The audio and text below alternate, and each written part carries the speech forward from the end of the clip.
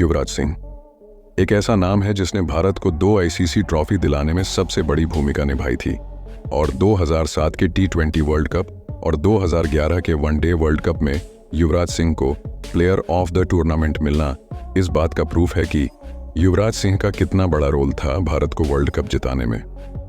युवराज सिंह कितने बड़े प्लेयर थे ये बताने की ज़रूरत ही नहीं है, लेकिन एक ऐसी टीम जिसके खिलाफ युवराज का बल्ला बहुत चलता था वो थी ऑस्ट्रेलिया। एक ऐसी टीम जिसके सामने अच्छी टीमें धराशायी हो जाया करती है। खासकर नॉकआउट मैचों में तो ऑस्ट्रेलिया के सामने कोई टीम टिक ही नहीं पाती थी। तभी तो ऑस्ट्रेलिया ने इतनी बार आईसीसी ट्रॉफी अपने नाम की है। दोस्तों, अगर ऑस्ट्रेलिया नॉकआउट तक पहुंच गई फिर उसे हराना मतलब लोहे के चने चबाने जैसा था। ऑस्ट्रेलिया हमेशा से एग्रेसिव माइंडसेट से क्रिकेट खेलती थी। ऑस्ट्रेलिया के खिलाड़ी क्रिकेट के हर फील्ड में, चाहे बैटिंग हो, फील्डिंग हो या फिर बॉलिंग, तीनों क्षेत्र में अटैकिंग क्रिकेट खेलते थे। लेकिन जब मैच इंडिया से होता तो ऑस्ट्रेलिया के गेंदबाज भी युवराज के आगे बेबस नजर आते थे, खासकर नॉकआउट मैचों में। आज हम युवराज की कुछ ऐसी ही पारियों के बारे में बात करेंगे जो उन्होंने ऑस्ट्रेलिया के खिलाफ नॉकआउट मैचों में खेली हैं और अकेले ही ऑस्ट्रेलिया के गेंदबाजों की क्लास लगाई है। तारीख थी 7 अक्टूबर 2000। चैंपियन ट्रॉफी के क्वार्टर फाइनल में इंडिया के सामने थी ऑस्ट्रेलिया। ऑस्ट्रेलिया का नाम सुन के ही बल्लेबाज अपने हथियार डाल देते थे, क्योंकि ऑस्ट्रेलिया के पास उस समय के सबसे खतरनाक गेंदबाजों की फौज थी, जिसमें मैकग्राथ, ब्रेट ली और गिलेस्पी जैसे गेंदबाज शामिल थे, जिसके सामने बल्लेबाजी करना मौत को दावत देने जैसा था।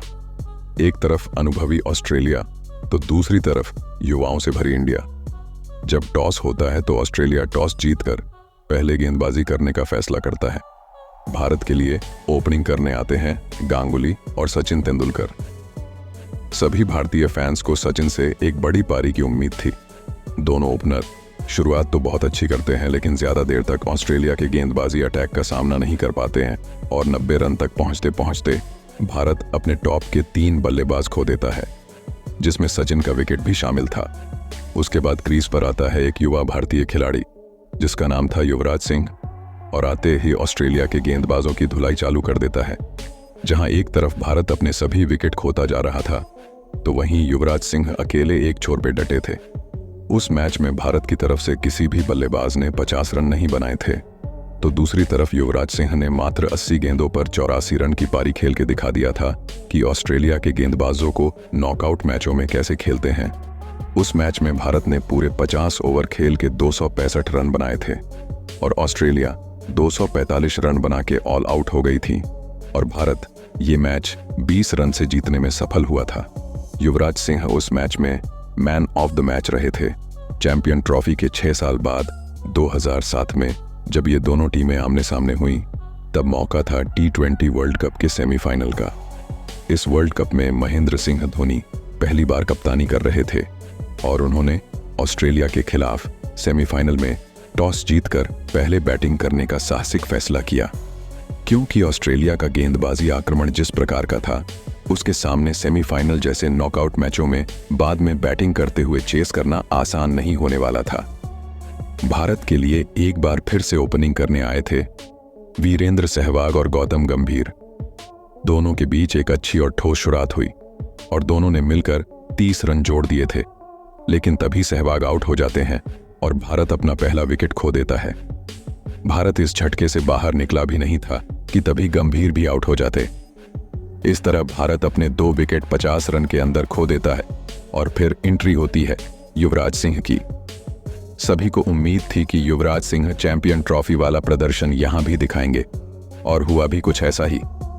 युवराज सिंह ने आते ही चौके छक्के लगाने शुरू कर दिए और देखते ही देखते उन्होंने अपने 50 रन सिर्फ 20 गेंदों पर बना डाले। उनका साथ दे रहे थे रॉबिन उथप्पा। दोनों के बीच 84 रन की पार्टनरशिप हुई, लेकिन तभी रॉबिन उथप्पा रन आउट हो जाते हैं और फिर क्रीज पर आते हैं धोनी। यहां से धोनी और युवराज के ऊपर जिम्मेदारी थी टीम के स्कोर को ज्यादा से ज्यादा बनाया जाए ताकि हमारे बॉलर आसानी से टोटल डिफेंड कर सके। युवराज सिंह और धोनी अब दोनों ही खुल के बल्लेबाजी कर रहे थे और तभी युवराज सिंह भी 30 बॉल पे 70 रन बना के आउट हो गए। लेकिन अंत में भारत ने 20 ओवर खेलने के बाद 188 रन बना लिए थे, जो कि उस पिच पर आराम से बचाया जा सकता था। और जब ऑस्ट्रेलिया बल्लेबाजी करने आई तो वो सिर्फ 173 रन ही बना सकी और 15 रन से मैच हार गई। इस जीत से भारत पहुंच गया था फाइनल में, जहां उसका मुकाबला सेमीफाइनल 1 की विजेता टीम से होना था। उसके 4 साल बाद जब एक दिवसीय वर्ल्ड कप भारत में होता है तो भारत और ऑस्ट्रेलिया अलग अलग ग्रुप में होती है, लेकिन दोनों टीमों का आमना सामना एक बार फिर से क्वार्टर फाइनल में हो जाता है।